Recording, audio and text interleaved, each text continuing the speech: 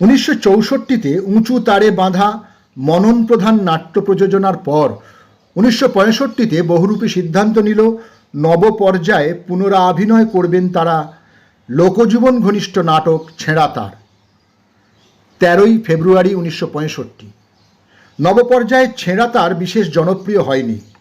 লক্ষ্য করবার বিষয়, দশচক্র প্রথম পর্যায়ের তুলনায় নবপর্যায়ে বেশি দর্শক আকর্ষণ করতে পেরেছিল, কিন্তু ছেঁড়া তারের ক্ষেত্রে ঘটল বিপরীত।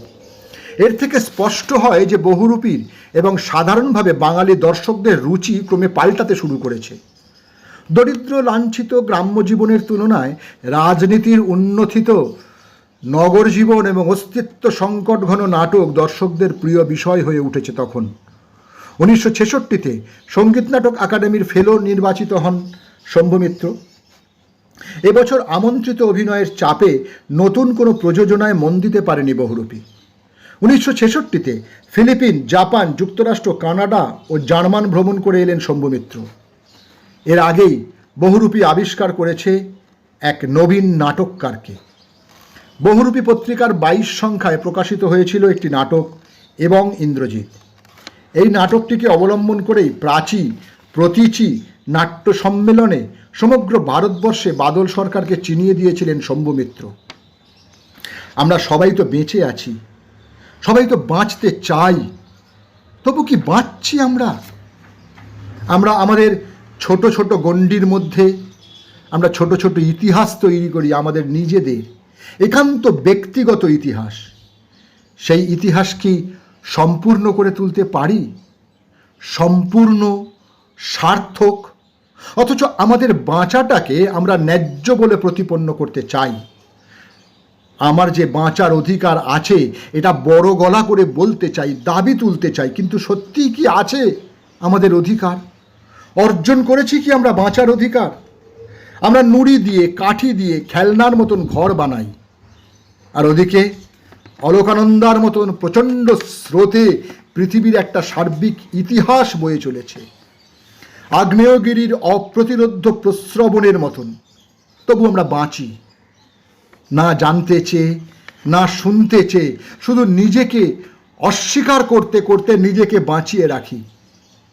1967-র 7ই মে শ্রী শম্ভু মিত্রের নির্দেশনায় বহুরূপী মঞ্চস্থ করল বাদল সরকারের নাটক বাকি ইতিহাস। এই নাটকটি একটি অধ্যায়ের সূচনা করল।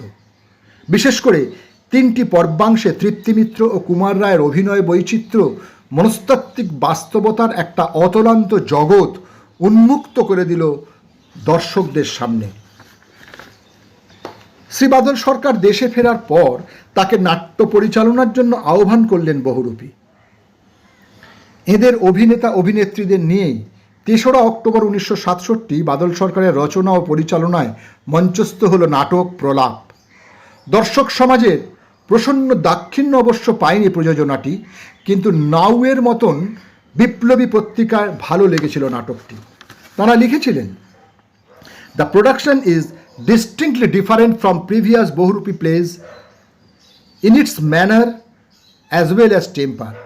Rightly so, because this is time the illustrious Shambhu Mitra has made room for a new director, বাদল সরকার। কোনো কাহিনী ইতিহাস বহির্ভূত নয়, সব কাহিনীরই একটা অতীত আছে। একটা অতীত কেন, বলা যায় অনেক দিনের অনেক অতীত মিলেই আজকের দিনের কাহিনী সৃষ্টি করেছে। তেমনই একটি আধুনিক কাহিনী যার মধ্যেকার লোভ, স্বার্থপরতা, নৃশংসতার দাবি রেখায় রেখায় আমাদের সামাজিক ভাঁড়ামির ইতিহাসে বিধৃত। তারই ফলে আজ জীবনের ঘূর্ণাচক্রে সামান্য সাধারণ মানুষও অন্ধের মতন ঘুরছে। বাঁচবে বলে আশা করতে করতে তারা মরে যাচ্ছে, অথচ এরা সবাই বেচারি মানুষ। অবস্থার চাপে এরা তাড়িত, পর্যুদস্ত ও হীনমন। তাই এই অন্ধ স্রোতের মধ্যে যদি কেউ মানবিক সম্মান নিয়ে বাঁচতে চায়, তা সে একা হয়ে যায়, বিচ্ছিন্ন হয়ে যায়। অথচ আমরা কি সে সমাজ গড়তে পারবো যেখানে ভালো লোকগুলো ভালো করে বাঁচতে পারবে? এত সব প্রশ্ন নিয়েই 7ই মে 1969 শ্রী শম্ভু মিত্রের পরিচালনায় মঞ্চস্থ হলো বর্বরবাসী। 6ই আগস্ট 1945 সাল মানব সভ্যতার ইতিহাসে এক অভিশপ্ত দিন। সকাল 8:15 জাপানের হিরোশিমা শহরের ওপর পৃথিবীর প্রথম পারমাণবিক বোমার বিস্ফোরণ ঘটল। তার 3 দিন পরে আবার নাগাসাকির ওপরে। এর ফলে মোট 2,47,000 মানুষ নিহত হলো এবং তার পরবর্তী কয়েক পুরুষ যাতে বিকলাঙ্গ হয়ে জন্মায় তারও বন্দোবস্ত হলো। মানুষের অস্তিত্বের এই চরম অনিশ্চয়তার কথা চিন্তা করে পৃথিবীর প্রায় সমস্ত দেশের মানুষ রুখে দাঁড়িয়েছিল সেই আত্মহননের বিরুদ্ধে। প্রতি বছরের মতন সে বছরও অর্থাৎ 1969 6ই আগস্ট জাপানে হিরোশিমা দিবস পালিত হলো। আমাদের দেশেও সেই সচেতন প্রয়াসের অত্যন্ত প্রয়োজন আছে। তারই প্রকাশ বাদল সরকারের লেখা নাটক 'ত্রিংশ শতাব্দী' হিমাংশু চ্যাটার্জির নির্দেশনায় বহুরূপী মঞ্চস্থ করে 22শে জুন 1969। এক অন্য ধরনের নাটক। এ নাটক তথ্যভিত্তিক। এ নাটকে একটি আন্তর্জাতিক সমস্যার, মানবজাতির এক চরম সংকটের রূপ তুলে ধরা হয়েছে। এ নাটকের গঠন প্রণালী আলাদা, এর আবেদন বলিষ্ঠভাবে পৃথক। সমাজের এক বিশৃঙ্খল অবস্থা এই নাট্যকাহিনীর পটভূমি, যেখানে মরুর পরিসর, প্রাণ যেখানে বিশুষ্ক, কৃষি নির্ভর বৃত্তিহীন মানুষের জীবনে যেখানে নেই কোনো পৌরুষের অঙ্গীকার। এরই সম্মুখে আছে এক পুরুষ আর এক নারীর কাহিনী, যার কেন্দ্রবিন্দু হলো প্রেম। যে প্রেমে প্রাণের প্রবর্তনা, পৌরুষের আবির্ভাব। অনেক অনেক দিন আগের এক ভালোবাসার কাহিনী এই কিংবদন্তি। পরস্পরকে ভালোবেসেই সেখানে শেষ কথা নয়, তার সঙ্গে জড়িয়ে আছে এক আকাঙ্ক্ষা, এক দুর্লভ বাসনা। সেই আকাঙ্ক্ষা ও বাসনার চরিতার্থতার পথে আছে সংকট। সে সংকট প্রাণের বিনাশ এবং প্রাণের উন্মেষ। এই সকল কাহিনীর ওপর নির্ভর করে কুমার রায়ের নাটক কিংবদন্তি 9ই ফেব্রুয়ারি 1970 প্রথম মঞ্চস্থ হয় কলা মন্দিরে। নির্দেশনার গুরুভার ছিল তৃপ্তি মিত্রের কাঁধে। সময়টা 1971। একাডেমি অফ ফাইন আর্টস মঞ্চে প্রথম কিছুদিন প্রদর্শনী করে গেছেন উদয় শঙ্কর। তারপরেই এই মঞ্চে নাটক করার সিদ্ধান্ত নেয় বহুরূপী। বলাই বাহুল্য, তখন নাট্যরসিকদের কাছে অপরিচিত একাডেমির ঠিকানা। এই মঞ্চেই বহুরূপী প্রথম মঞ্চস্থ করে পাগলা ঘোড়া 28শে ফেব্রুয়ারি 1971। এ নাটকে বাদল সরকারের আঙ্গিক থেকে অবশ্যই সরে এসেছিলেন শ্রী শম্ভু মিত্র। নাটকটি অসামান্য জনপ্রিয় হয়েছিল এবং বিস্তৃত করেছিল শাওলি মিত্র, দেবতোষ ঘোষের অভিনয় গৌরব। অনেক দিন পর খালেদ চৌধুরীর মঞ্চসজ্জায় এনেছিল নতুন ব্যঞ্জনা।